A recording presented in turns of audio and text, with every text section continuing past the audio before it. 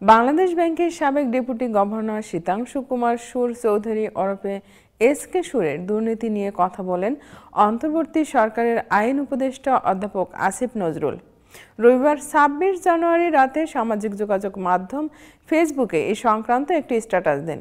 এতে তিনি লিখেছেন, রক্ষক না হয়ে তিনি ছিলেন ভক্ষকের ভূমিকায়। তিনি আরও লিখেন, শুধু বাংলাদেশ ব্যাংকের লকারে ব্যাংকটির সাবেক ডেপুটি গভর্নর এসকে সুর চৌধুরীর রাখা ৫৫,০০০ ইউরো ১,৬৯,৩০০ মার্কিন ডলার পাওয়া গেছে।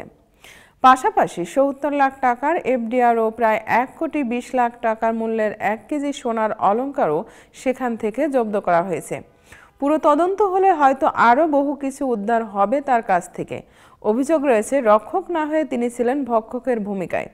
রবিবার একজন নির্বাহী ম্যাজিস্ট্রেটের উপস্থিতিতে দুদক রাজধানীর মতিঝিলে কেন্দ্রীয় ব্যাংকে থাকা সুর চৌধুরীর লকারটি খোলে।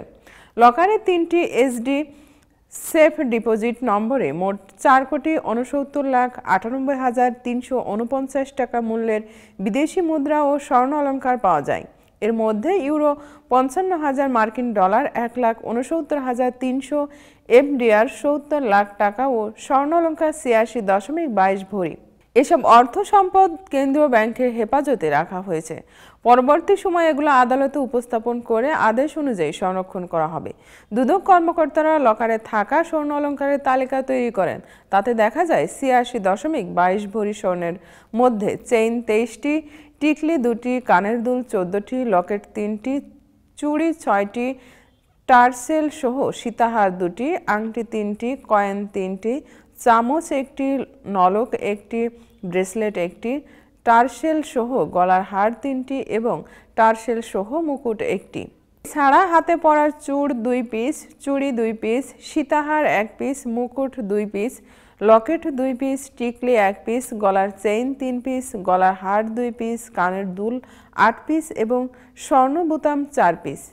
দুদক পরিচালক কাজী মোহাম্মদ সাইমুজ্জামান বলেন, সুর চৌধুরী, তার স্ত্রী সুপর্ণা সুর চৌধুরী ও মেয়ে নন্দিতা সুর চৌধুরীর বিরুদ্ধে গত ২৩শে ডিসেম্বর মামলা করে দুদক।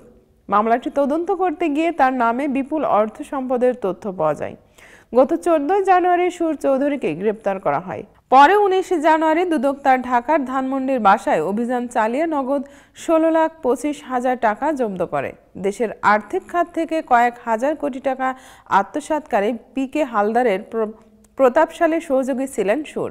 দুদকের মামলায় গ্রেপ্তার ইন্টারন্যাশনাল লিজিংয়ের সাবেক এমডি রাশেদুল হক আদালতে ১৬৪ ধারার জবানবন্দিতে বলেন, দুর্নীতি লুট নির্বিঘ্নে করে দেওয়ার বিনিময়ে সুর চৌধুরী প্রতি মাসে মোটা অঙ্কের মাসোহারা পেতেন। সময়ে সময়ে তাকে দেওয়া হতো বিপুল অঙ্কের টাকা ও মূলধন সামগ্রী।